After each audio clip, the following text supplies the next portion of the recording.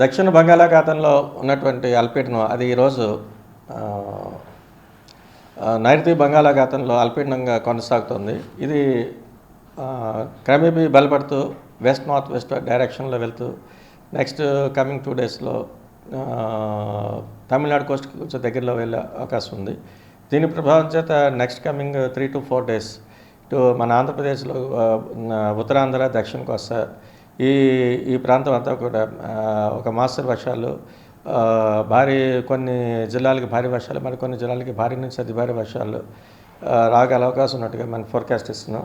ముఖ్యంగా ఈ రోజు వరకు నెక్స్ట్ కమింగ్ 24 అవర్స్ వరకు చూస్తే నెల్లూరు, తిరుపతి 2 జిల్లాలకి 1-2 చోట్ల భారీ వర్ష సూచన తీస్తున్నాం. నెక్స్ట్ కమింగ్ డే 2 అంటే రేపటికి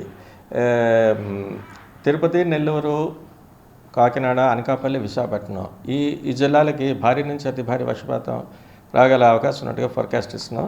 నెక్స్ట్ మరికొన్ని జిల్లాలు కృష్ణా, ప్రకాశం, బాపట్ల, విజయనగరం ఈ జిల్లాలకి 1-2 చోట్ల భారీ వర్ష సూచన కూడా ఇస్తున్నాం.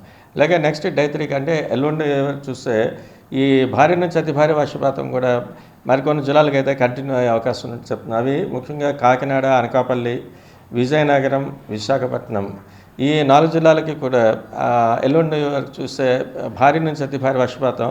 అలాగే మరికొన్ని జిల్లాల్లో అయినటువంటి తిరుపతి, నెల్లూరు, ప్రకాశం, కృష్ణా అండ్ కోనసీమ, వెస్ట్ గోదావరి, శ్రీకాకుళం ఈ జిల్లాలకైతే 1-2 చోట్ల భారీ వర్షపాతం నమోదయ్యే అవకాశం ఉంది.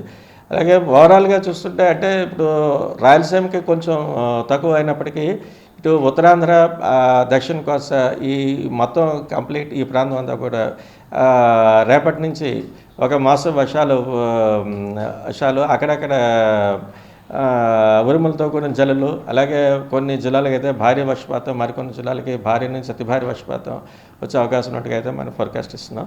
అలాగే నెక్స్ట్ ఈ మత్స్యకారుల సూచన కూడా రేపటి నుంచి దక్షిణ కోస్తా, తీరం నుండి మత్స్యకారులందరూ కూడా వేటకు వెళ్ళొద్దని చెప్తున్నాం.